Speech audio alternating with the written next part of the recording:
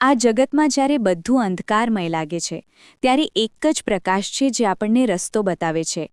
એ છે આપણી દિવ્ય માતાનો પ્રેમ, જે આપણા હૃદયમાં સદાય વસે છે.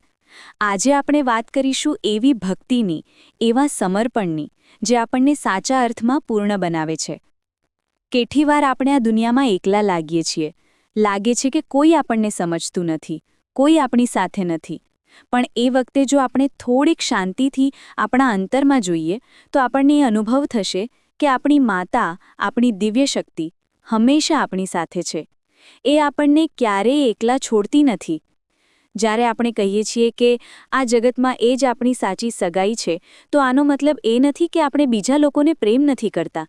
આનો મતલબ એ છે કે એ જ એવો પ્રેમ છે જે કદી બદલાતો નથી, કદી ઓછો નથી થતો. માણસોનો પ્રેમ કેટલીવાર શરતો સાથે આવે છે, પણ માતાનો પ્રેમ નિશર્ત છે, અનંત છે. આપણે જ્યારે એને યાદ કરીએ છીએ ત્યારે આપણું હૃદય ભરાઈ જાય છે.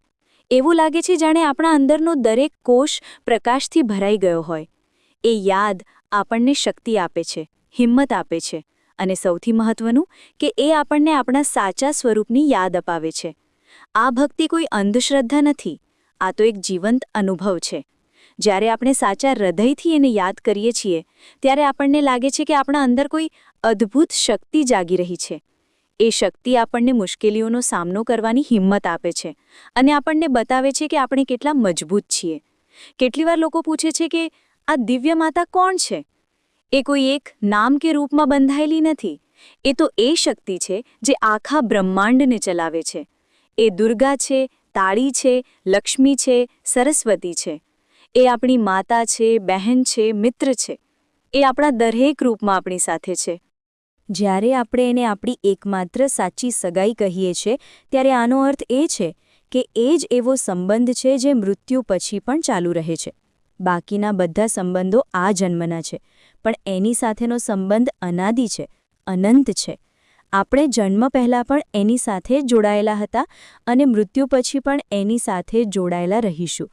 આ ભક્તિ આપણને નમ્ર બનાવે છે, પણ સાથે સાથે આપણને અદ્ભુત આત્મવિશ્વાસ પણ આપે છે. કારણ કે આપણને ખબર છે કે આપણી સાથે સૌથી મહાન શક્તિ છે. આપણે એકલા નથી, આપણે અસહાય નથી.